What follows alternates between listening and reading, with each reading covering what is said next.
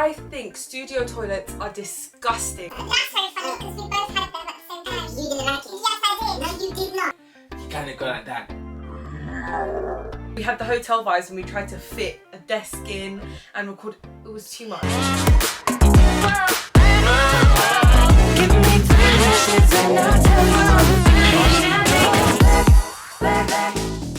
What up? Hello everyone, welcome back to our channel. Today we are going to be talking about the pros and cons of recording at home when you live with in-laws. If you don't know who we are Poison and the Cure. I'm Rakaya. I'm James. And we are a married couple. We're young, we're black, we sing together, we love luxury travel. And yeah, we do a lot of things. So basically subscribe to our channel so that you can keep up with everything that we're doing, because we're very honest. And we're going to be very honest in the next couple of sit-down talk videos. Definitely. Pros number one. When you have an idea, especially like with the Nightlight Library, we often or not when we're doing arrangements, we'll kind of get an idea. It might be a melody or it might be a bunch of harmonies. And when I hear harmonies, like I hear them in like stacks of 17. So I have to like immediately try and go down and like try and put them down. And like when I record on the iPhone, you just get to record like a lead vocal, so you don't get to hear what the actual harmonies sound like. So being able to have the stuff at home allows you just to be able to say, right, quickly, I'm going to record this, and then you can hear, now this is dead, or you can hear this is magical, and then you can let the song grow. But when you're, so that's pro number one. You can do it straight away. Pro number two of recording at home for me would be not having to go anywhere. I absolutely love it. James knows this about me. I'm so much of a homebody. However, obviously Corona has definitely changed that. I need to get out of the house. But I love the fact that literally the bed is there. Like 2 steps and you're at the bed. I can literally go from here to here. Yeah. But that is also a con, which we'll talk about in a bit. But I definitely love that I don't have to travel anywhere. When we first started to go to studio with Andre Fisher, obviously we live in Essex. James didn't live in Essex at the time, he lived in North, but neither of us drove at the time. So we used to have to get a train, meet halfway. Where was it? We would Croydon? and then we'd have to get a train and a bus. So we'd have to get like an underground, overground, and then a bus. Underground, overground. Nah. It was actually ridiculous. Like the journey was ridiculous. And even recently, like the studio was still in Croydon, so we don't have to trek. Yeah, so definitely not having to travel anywhere. That is a pro number two. Pro number three, you save a lot of money financially, in the long run you do, because some may say that, well, you spend all the money on really good equipment, but then that's one payment.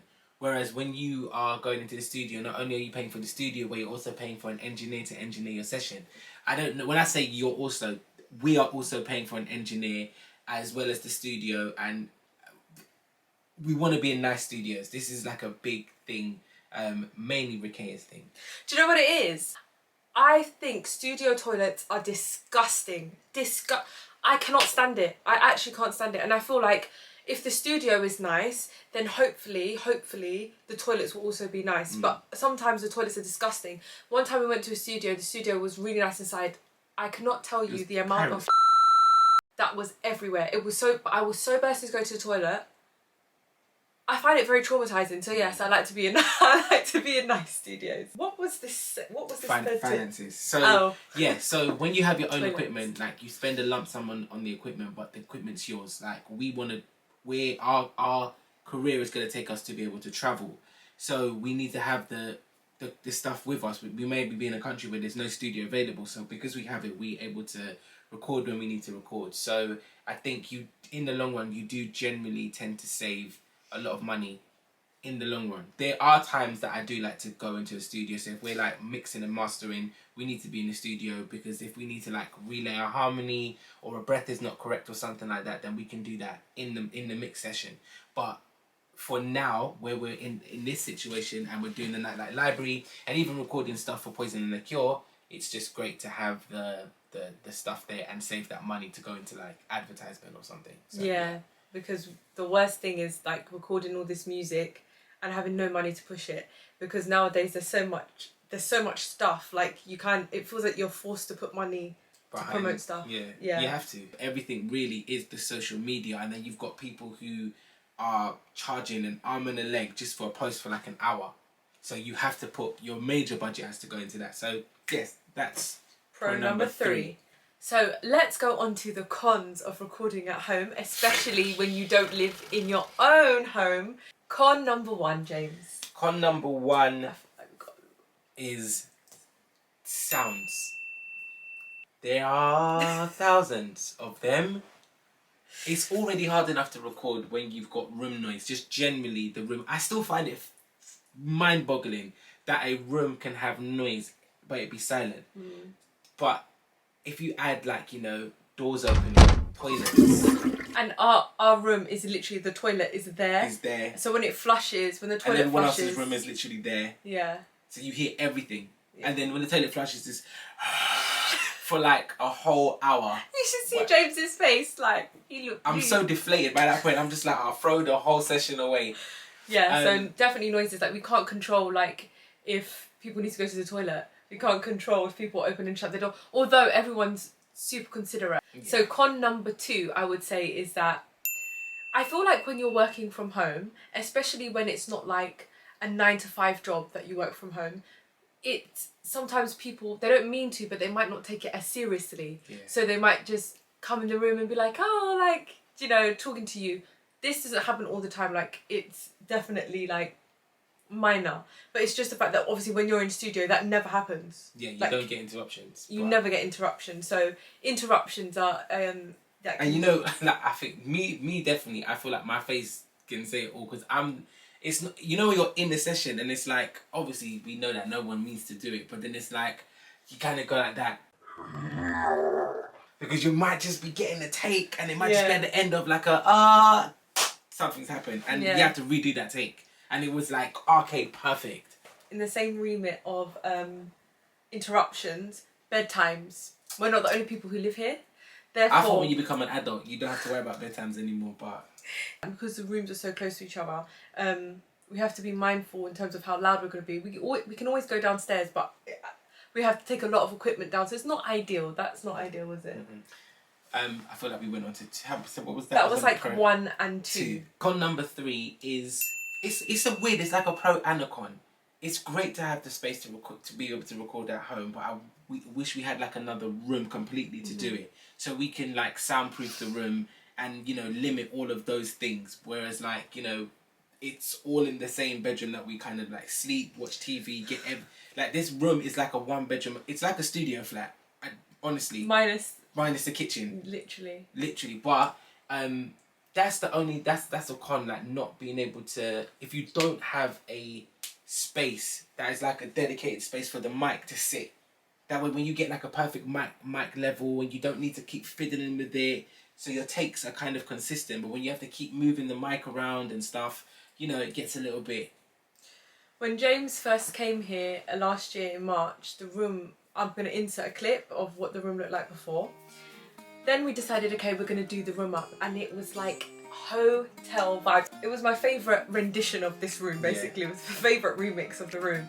It looked really nice. We had the hotel vibes and we tried to fit a desk in and record.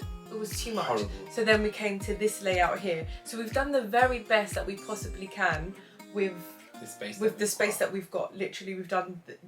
There's nothing else that we could do to kind of make it work. I think con number 4 would be the fact that we can record anytime. I get cabin fever very easily, and this sofa's really small. Like, I don't know if you can tell, but James is sitting up on the ledge of the sofa, so we're really like cramped and close together. Scorch up like sardines.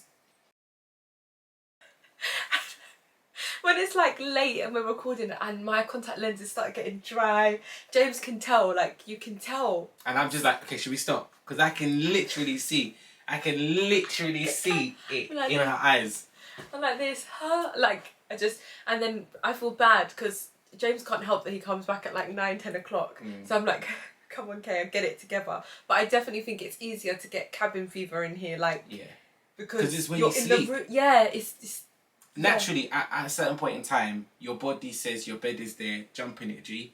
Yeah. So I don't think there's any more cons though. No, I don't think there is. I think it's actually evenly balanced. I think what makes the cons stand out more is based on the circumstance. So if I've come in late or something and we need to get something done, then that's what makes the cons, that's what makes you kind of super sensitive to all the other cons. Yeah. But on a normal day, like if you're just kind of like, you know, I've got a day off or whatever the case is and we've just got time, then it's perfect because you just realise how much money, like every session, you're saving like $350 minimum, like minimum. Yeah, but we're really glad that we did get the equipment so that we can record because there will be a vlog soon that will explain why it's important to have portable equipment.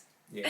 In Jesus' name. So thank you so much for watching. We hope you enjoyed this video. Our next video is probably going to be pros and cons of living with in-laws. I feel like that's like a nice segue. Yeah. So yeah, pros and cons of living with in-laws. Like we said, we're really, really honest. This is the point we're at in life, and I feel like you see many, many rosy couples that have everything, laid out and figured out. You're actually going to get to see details of the road.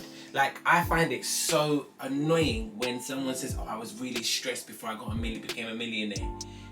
I need to know what you did on Tuesday the 11th when you was really stressed. What did you do on that day? How did you overcome that stress? So we want to like really be as transparent as possible, because it's also therapy for us. It's also very like we'll get to look back at this one day when we're like clinking our old fashions. Or he said I can't have old fashions. No, don't make it sound like I'm one of those guys. Every time we have a drink and I have something that I like, my wife has to jump on it. Yeah, because so I liked old fashions, you didn't like old fashions, and then all of us. That's so funny because we both had them at the same time. You didn't like it. Yes, I did. No, you did not. Anyway. My hand, it's too strong. And then now you want to be clinking old fashions. No. Anyway. Thank you so much for watching. Please subscribe.